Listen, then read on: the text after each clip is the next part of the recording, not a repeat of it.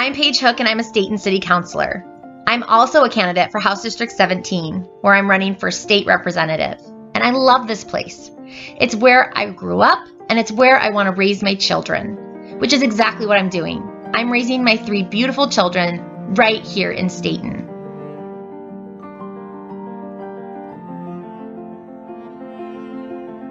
House District 17 has been home to my family for over 100 years.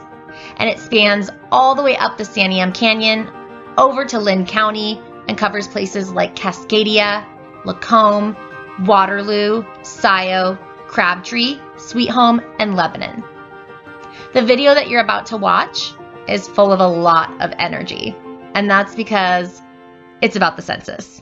And if you've been following me on social media, you know exactly how enthusiastic I am about the census. So thank you so much for those of you that have already filled out your census. And for those of you that haven't, stay tuned.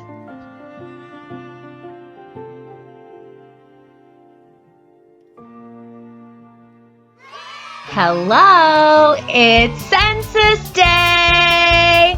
I'm getting ready to fill out my census. I have my beautiful little census letter here, and it has a lovely access code on it, and you can fill out your census online, and we're gonna see how easy it is.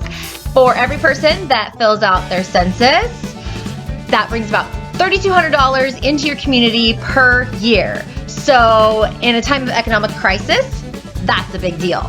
So please make sure that you fill out your census. The sooner that you fill your census out means the less people that have to come knock on doors, which means less taxpayer dollars are spent. So fill this out online. You go to my2020census.gov, and it's super easy. You're gonna take less than 10 minutes, and we're just gonna see how fast this goes. Oh, and one last thing. If you lost your piece of paper, which you probably have gotten like 3 of them by now, that's okay, because a candidate that is running for House District 15, she let me know that you actually don't need your code. You can just have your address handy, which hopefully you know it, and you can still go on to my2020census.gov and fill out your census without your access code. So please don't worry, you still get to take your census if you lost the code. Great news, huh? Anyway, happy April 1st, which is Census Day. Okay, so first you're gonna go to my2020census.gov. When you get there, you're gonna read through the welcome message if you feel like it. And then when you're done, you can just hit Start Questionnaire. So then they're gonna have you pull out your handy little letter and put in your code. It's a bunch of letters and numbers. And if you don't have your code, then that's when you click below the login button that you don't have it, and they'll help you through that. So then you click login. So then they're just gonna make sure that you're actually completing the census for the address that's stated there. And they wanna make sure that you're living there on April 1st of 2020. So then you're gonna put in your name and your telephone number. Thanks for the autofill there. And once you're done putting in your telephone number, then you're gonna start the household questions. They wanna know how many people will be living or staying with you on April 1st of 2020. If you're doing this after April 1st, then they wanna know how many were on April 1st. The next thing that you're gonna do is you're gonna fill out the name of everyone that's living or staying with you on April 1st of 2020. Once you fill all those out, then they want to just know for sure if there were any additional people, and then you can move on. They also want to know who is going to be owning the apartment or house or mobile home that you're in. They want to know if you're owning it, if someone else is, if it's rented, or whatever. Then they want to know which one of you owns that house, if that's the selection that you chose. Then you're going to keep going, and you're going to fill out the questions for the first person on the list. You will select their gender. So then you're going to put in your date of birth. And then you're going to pick what origin. Are you Hispanic, not Hispanic, Mexican, Puerto Rican, Cuban? And you can pick more than one, which is really cool. Then you go on to talk about what race you are. Again, you can also pick more than one, and I really like it that you can put in all sorts of other areas that you could be from. So I really like how inclusive that is. It lets you pick a lot of them, and even ones that aren't identified there. So then after that, you're gonna fill it out for all the rest of the people.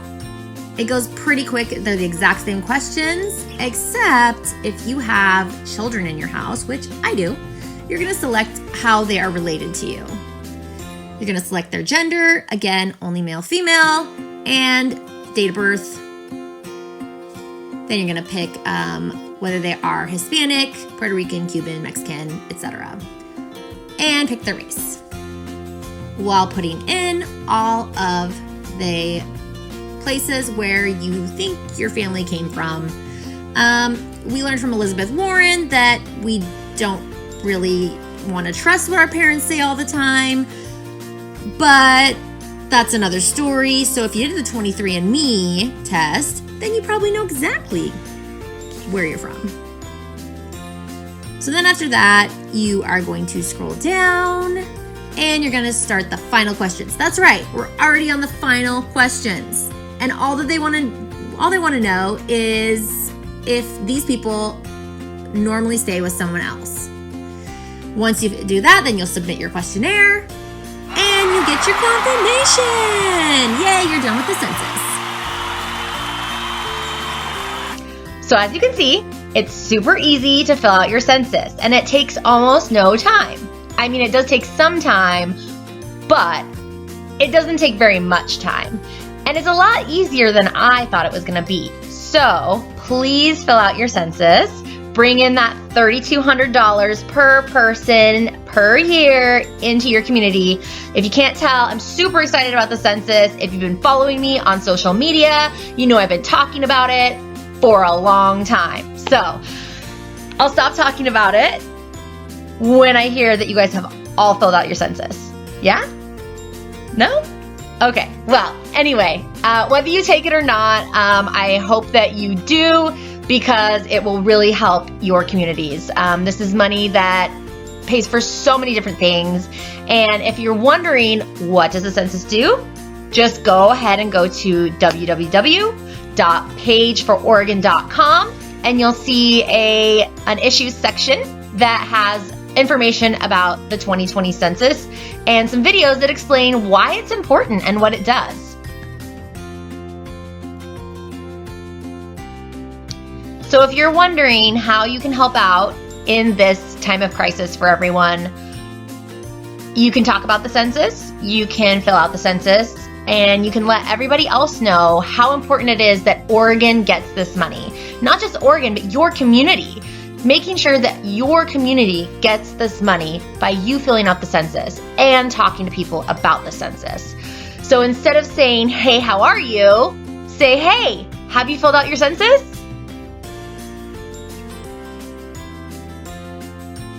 Thank you for watching this video, and I hope that it helps you remember to fill out your census.